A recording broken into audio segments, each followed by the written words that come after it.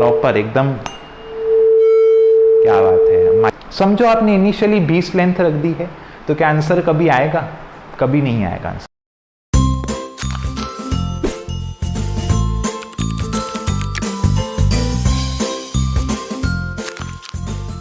हाय, सो आज हम करने जा रहे हैं famous experiment resonance tube.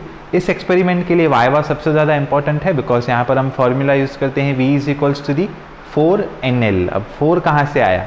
V is equals to the n lambda सुना था, 4NL कहाँ से आया? और ऐसे करते करते इसी एक्सपेरिमेंट को 3 वेज में आपको दिया जा सकता है कि वेलोसिटी ऑफ साउंड फाइंड कीजिए, या तो ग्राफ के थ्रू नेचर बताइए, या तो एक अननोन फ्रीक्वेंसी का फॉक, मतलब उसकी अननोन फ्रीक्वेंसी फाइंड कीजिए एक ट्यूनिंग फॉक की। तो आइए स्टार्ट करते हैं एक्सपेरिमेंट से। तो ये एक्सपेरिमेंट एक लेंदी एक्सपेरिमेंट होता है स्टूडेंट्स के लिए। उसका रीज़न है वो लोग प्रॉपरली अरेंज नहीं करते हैं। सबसे पहले तो ये जो रेजोनेंस ट्यूब है आपको स्टूल पे रखना है, आपके हाइट से नीचे रखना है। लोग क्या करते हैं, यहाँ रखते हैं एकदम ऊपर। अब चाहूँ मैं भी रख सकता हूँ, बट यहाँ आप सोच रहे हो कितना तकलीफ होगी, राइट? तो आपके हाइट से तो इसको नीचे रखना है, पहली बात। दूसरी बात, आपको स्टैंड ऐसे अरेंज करना है, देखो यहाँ पर आपको फ्रीक्वेंसी चेंज करते करते लेंथ चेंज करते जानी है।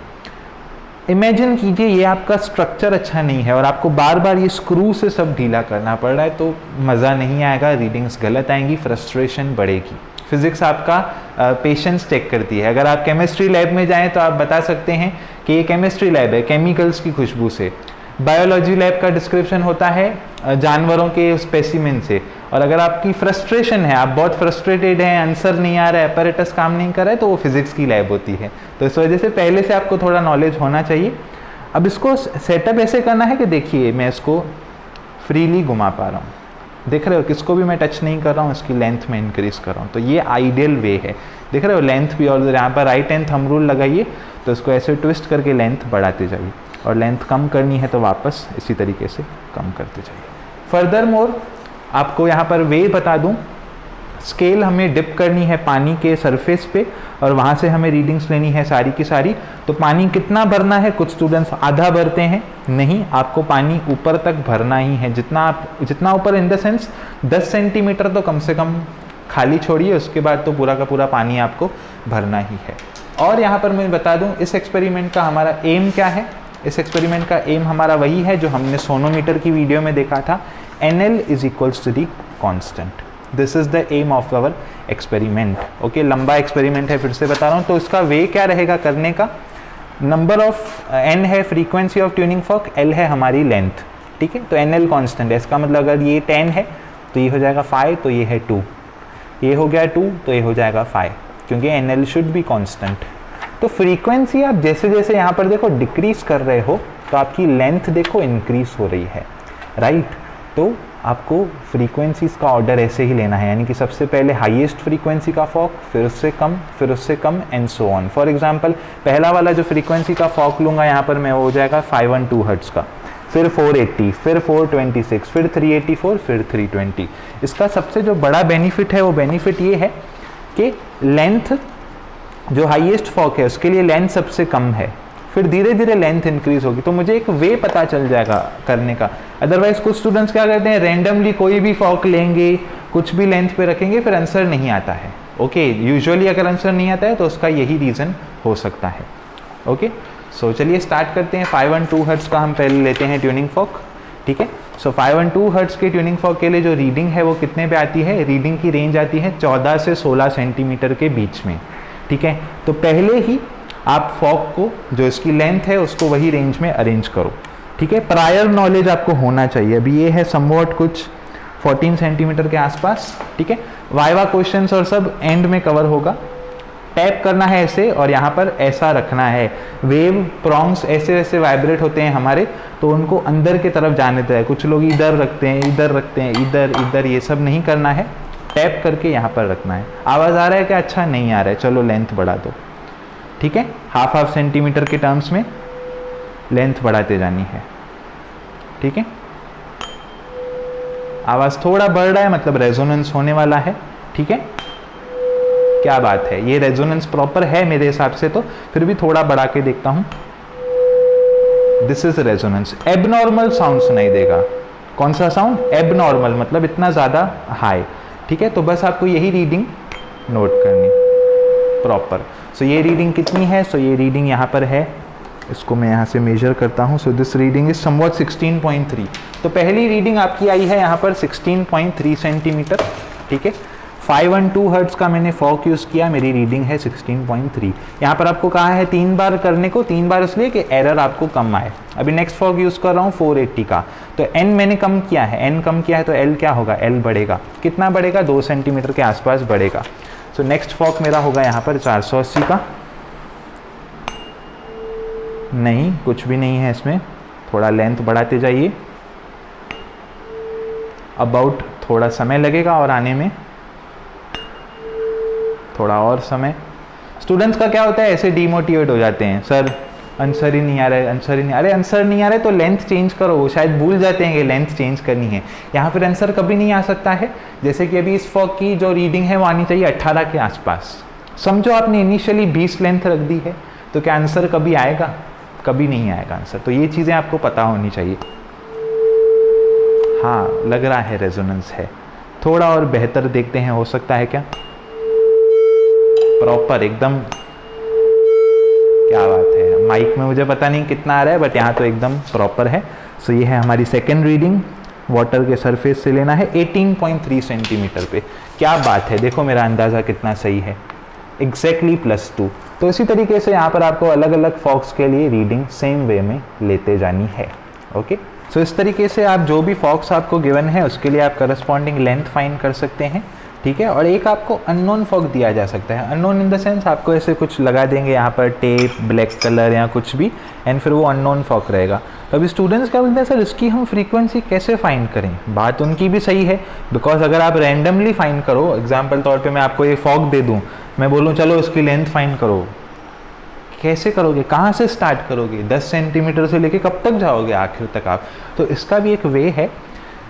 आपको समझो 5 फॉक ही दिए रहेंगे, जैसे यहाँ पर मैंने लिए हैं, तो आप सब फॉक्स को डिक्रीजिंग ऑर्डर ऑफ फ्रीक्वेंसी में रखते जाइए। जैसे कि ये 512 हर्ट्स, ये 480 हर्ट्स, ये 426, ये 384 एंड ये 320। That's it. सब कुछ समझ में आ रहा है। ध्यान से देखिए, देखिए लेंथ से आपको समझ में आएगा। अभी समझो इसकी लेंथ है 16.3, तो इसकी है 18.3, तो इसकी है 20.3, तो इसकी होगी 22, तो इसका आंसर होगा 24। समझ रहे हो? तो आपको रेंज पता है, तो आप अभी डायरेक्टली पाइप ऐसे एडजस्ट करो कि 23 से स्टार्ट करो, तो आपको आंसर मिल जाएगा। समझो इस पर पट्टी लगी हुई है, इसकी रेंज आई है 18, इसकी रेंज आई है 22, तो आपको डायरेक्ट समझ में आ जाएगा कि इसकी रेंज आएगी 20। तो इस तरीके से देखिए, ऑलरेडी यहाँ पर मैं कुछ सेट ऑफ रीडिंग्स ले चुका हूँ पुराने ज़माने, मतलब जब मेरे टाइम पे था सब कुछ। तो ये देखिए, ये है नंबर ऑफ फॉक, ये 2 रीडिंग्स लिया, ये एवरेज निकाला, एंड देन इसका कैलकुलेशन पार्ट है जिसमें हमें एंड करेक्शन फाइंड करना है। एंड करेक्शन के लिए आपको लगेगा वर्नियर कैलिपर। वर्नियर कैलिपर का लीस्ट काउंट कैसे फाइंड करते हैं, इस पर सेपरेट वीडियो है जिसमें मैंने 10 सेपरेटर्स दिए हैं आपको, जिसमें से आपको रीडिंग फाइंड करनी है। यूज़ कैसे होता है वर्नियर कैलिपर? अगर आपको किसी चीज़ का आउटर डायमीटर फाइंड करना है, देन आपको ये यूज़ करना रहता है। आपको किसी चीज़ का इनर डायमीटर फाइंड करना है तो आपको ये यूज़ करना रहता है। आपको किसी चीज़ की डेप्थ फाइंड करनी है तो आपको ये यूज़ करना रहता है, और रीडिंग्स तो सब जगह सेम ही आएगी। तो इस केस में हमारे पास ये पाइप है, तो अभी हमें इनर डायमीटर फाइंड करना है, तो उसको मैं यहाँ पर अंदर डालूंगा ऐसे, एंड इसको मैक्सिमम एक्सटेंड करूँगा, जितना मैक्सिमम एक्सटेंड हो रहा है इस तरीके से एक्सटेंड हो गया। आइए देखते हैं रीडिंग्स। तो ये देखिए, अभी ये रीडिंग कितनी है? सो ये है 4। अभी हमको क्या देखना है, वर्नियर कैलिपर की 0 वाली लाइन कहाँ पर आ रही है।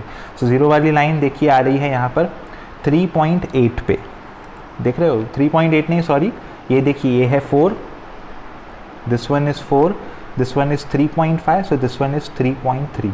सो यहाँ पर अगर मैं रीडिंग लिखना चाहूँ, सो ये एक सेकंड, ये तो फॉक्स है यहाँ पर। सो मेन स्केल रीडिंग कितनी है? 3.3। लीस्ट काउंट वर्नियर का कितना होता है? 0.01। उसके बाद हमें क्या देखना है? उसके बाद हमें देखना है ऊपर की जो लाइंस हैं वो नीचे की किस लाइन के साथ कोइंसाइड कर रही हैं। अगेन वर्नियर कैलिपर पे सेपरेट वीडियो है, उसमें सब डिटेल में एक्सप्लेन है। तो यहाँ पर मुझे नज़र आ रहा है कि मेरी सेकेंड लाइन प्योरली कोइंसाइड हो रही है, ठीक है। वीडियो में भी मैं नहीं दिखा पाऊँ, third line, sorry, okay. So third line coincide हो रही है, तो ये हो जाएगा 3 VSD। फिर क्या करना है? लीस्ट काउंट के साथ मल्टीप्लाई, जो कि हो जाएगा 0.03।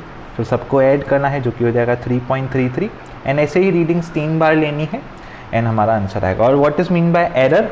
एरर का मतलब ये होता है, आप फॉग पूरा बंद कर दीजिए उसके बाद भी देखिए अगर ये स्केल वर्नियर स्केल देखो मेरी 0 से भी पहले जा रही है, आइडियली मेरी ऐसा होना चाहिए वर्नियर 0 0 साथ में स्टार्ट होना चाहिए ना, राइट, दोनों स्केल साथ में, बट यहाँ पर देखो ये एरर आ चुका है बिकॉज अपैरेटस जैसे जूना होता है, अभी एक ही अपैरेटस है, इस पर 1000 स्टूडेंट्स काम करते हैं, राइट, तो वो इतना प्रॉपर नहीं रहता है, तो इधर देखो एक लाइन का एरर है, तो यहाँ पर एरर कितना है 0.1 सेंटीमीटर का, सो इसको एरर में से माइनस कर दूंगा तो ये 3.32 ये है मेरा डायमीटर, यानी कि this is my diameter of this tube, and correction होता है 0.3 times into diameter, just multiply करूँगा मुझे यहाँ पर डायमीटर भी एंड करेक्शन मुझे मिल जाएगा। सो ये देखिए ये ग्राफ है हमारा, सारी हम कैलकुलेशन से जब यहाँ पर फिल आउट कर देंगे, यहाँ से हम NL फाइंड करेंगे।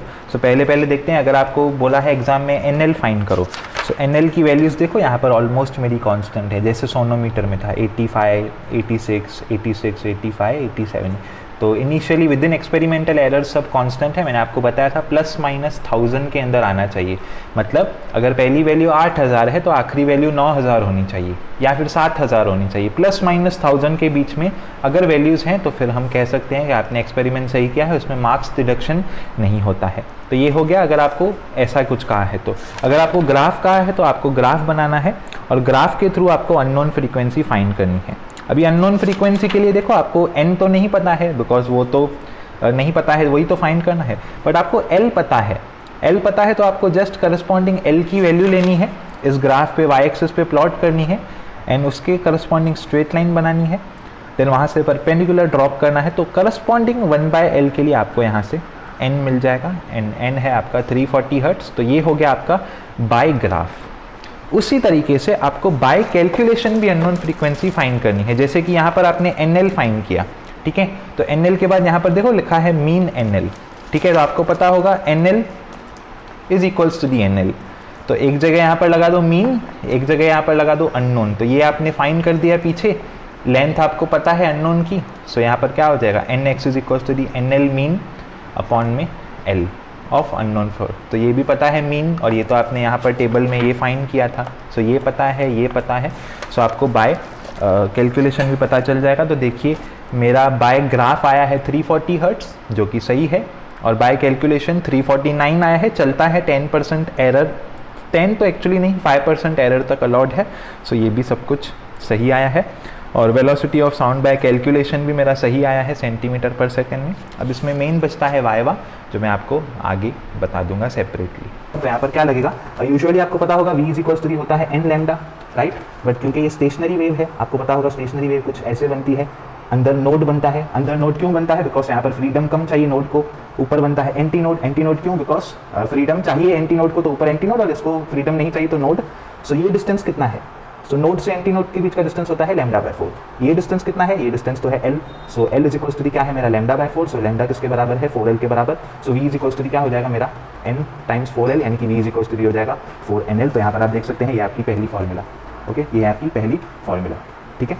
सो उसके बाद आपको पता होगा बुक्स में तो हम ऐसे बना देते हैं कि हमारी स्टेशनरी वेव यहाँ पर बन रही है, बट असल में ऐसा नहीं होता है, असल में ये एक वेव है, ओके, तो ऐसा नहीं है कि यहाँ पर पाइप खत्म हुआ और वेव यहीं पर क्लोज हो जाएगी, तो मेरी वेव थोड़ी सी ऊपर डिस्टेंस पर भी जाती है, ठीक है, समझो थोड़ी सी वेव मेरी ऐसे बनती है, हल्की सी बाहर, तो ये कितना डिस्टेंस बाहर होती है, तो ये हम करते हैं एंड करेक्शन के कॉन्सेप्ट से, एंड करेक्शन होता है 0.3 टाइम्स ऑफ डायमीटर के बराबर, यानी कि जो टोटल लेंथ हो गई मेरी वो किसके बराबर हो गई, एक हो गई ये स्मॉल l, ओके, प्लस हो गई ई के बराबर जो कि है एंड करेक्शन। तो यहाँ पर आप देख सकते हैं उसी एन एल को यहाँ पर क्या कर दिया है 4n is equal to the L plus E, और ई क्या है हमारा 0.3 टाइम्स ऑफ डी।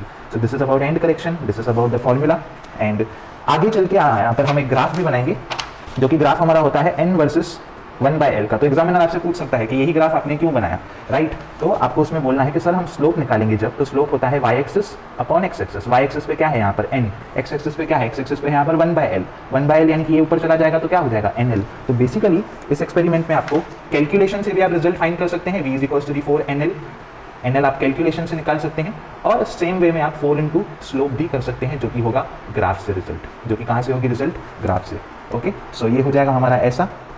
ओके, ये ग्राफ भी हमें बनाना है एंड यहाँ पर एक्सपेरिमेंट से भी हम करेंगे। तो वाइवा क्वेश्चन है, what is meaning of resonance. Resonance क्या होता है, सो रेजोनेंस मतलब एक फ्रीक्वेंसी मेरी होगी, एक फ्रीक्वेंसी आपकी होगी, दोनों की फ्रीक्वेंसी सेम होगी, उसको कहते हैं रेजोनेंस, आसान भाषा में। बढ़ते हैं आगे। How does the speed of sound in the given medium very with temperature. So speed of sound directly proportional होता है टेम्परेचर के साथ, इनवर्सली प्रोपोर्शनल होता है डेंसिटी के साथ, और इनवर्सली प्रोपोर्शनल होता है मोलर मास के साथ। ओके, रूट ऑफ डेंसिटी, हाँ right, root of density, and finally ये हो जाते हैं 1/√T density upon molecular mass of the gas. तो इन तीनों के साथ वेरी करता है। स्टेट द फैक्टर्स, अरे भाई यही 3 फैक्टर हैं, ओके यहाँ पर लिख दिया मैंने। एंड करेक्शन क्या होता है, शुरुआत में ही मैंने बताया कि वेव जो है हमारी यहाँ पर नहीं बनती है, थोड़ा सा ऊपर बनती है। How do you eliminate it, इसका आंसर मुझे नहीं समझ में आ रहा है, क्यों एलिमिनेट करना है। ओके, नोड एंटी नोड क्या होता है, सो ये होता है मैक्सिमम डिस्प्लेसमेंट एंटी नोड, ये होता है नोड। एग्जामिनर पूछे कि आप लोगों को क्या सुनाई देता है, तो हमको स्टेशनरी वेव का रेजोनेंस सुनाई देता है, बाहर एंटी नोड आता है। सोर्सेस ऑफ एरर क्या है, सोर्सेस ऑफ एरर यही है स्केल, हो सकता है आप रीडिंग गलत नोट करें, ट्यूनिंग फॉर्क अगर आप ध्यान से टैप नहीं करें, ट्यूनिंग फॉर्क में एरर आ सकता है, और कैलकुलेशन मिस्टेक तो कर ही सकते हैं। और फाइनली आप भी एक इंसान है, ठीक है, इंसान एक गलतियों का पुतला होता है ठीक है। फोर्स्ड ऑसिलेशन क्या होती है, फोर्स्ड ऑसिलेशन का मतलब होता है अगर कोई सिस्टम में ऑसिलेशन ऑलरेडी हो रही है, ठीक है, और एक आप एक्सटर्नल पीरियोडिक फोर्स लगा दें तो वहां पर जो भी ऑसिलेशंस होंगी वो होंगी फोर्स्ड ऑसिलेशंस। सो इस तरीके से मैं उम्मीद करता हूँ आपको ये सब समझ में आ गया होगा रेजोनेंस ट्यूब। ज़्यादा कुछ नहीं है इस एक्सपेरिमेंट में, बट फिर भी स्टूडेंट्स मिस्टेक करते हैं बिकॉज वो रैंडमली टैप करते हैं। तो बेहतर यही रहेगा, रेंज आपको पता होनी चाहिए पहले ही, जैसे मैंने बताया 15 से रेंज स्टार्ट होती है फॉर 5 and 2 हर्ट्ज, एंड उसके बाद आप 1-1 सेंटीमीटर की गैप में इंक्रीज डिक्रीज कर सकते हैं। सो मिलते हैं ऐसे ही किसी अगले एक्सपेरिमेंट में। अगर ये एक्सपेरिमेंट अच्छा लगा तो सारे क्लास ग्रुप्स में शेयर करना ना भूलें। Thank you so much.